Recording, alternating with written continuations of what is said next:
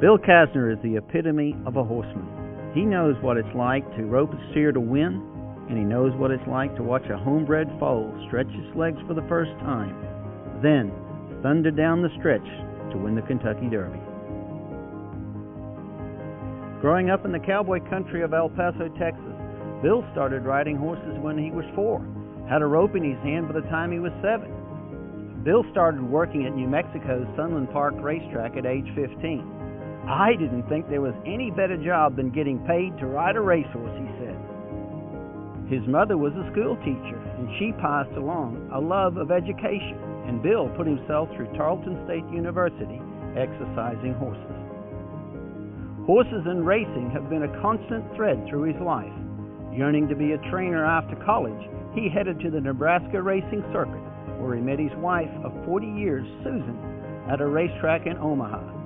She was working at the betting window, and let's just say he cashed a winning ticket.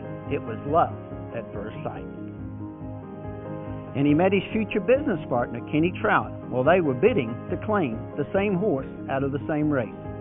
Bill and Susan's 2 daughters, Casey and Carrie, were practically born on the racetrack, and Bill decided that he needed something more stable for his family.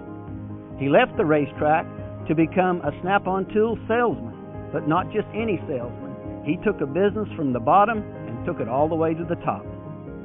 Then he and Kenny Trout formed a partnership in a communications company that would enable them to return back to the racetrack in a big way. They purchased a historic farm in Kentucky and built it into one of the most successful thoroughbred operations in the world, Windstar Farm. They had success with some of their great homebred equines, Bluegrass Cat, Colonel John, Drosselmeyer, the winner of the 2010 Belmont Stakes and the 2011 Breeders' Cup Classic. And they won the 2010 Kentucky Derby with a homebred in Super Saver. Casner has a deep love for the horses he raised.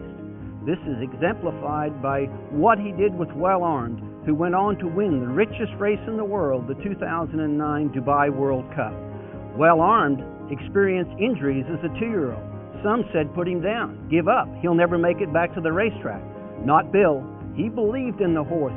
He nursed him back not only from his injuries, but back to the racetrack, and he would storm down the lane to win the Dubai World Cup by a record 14 lengths.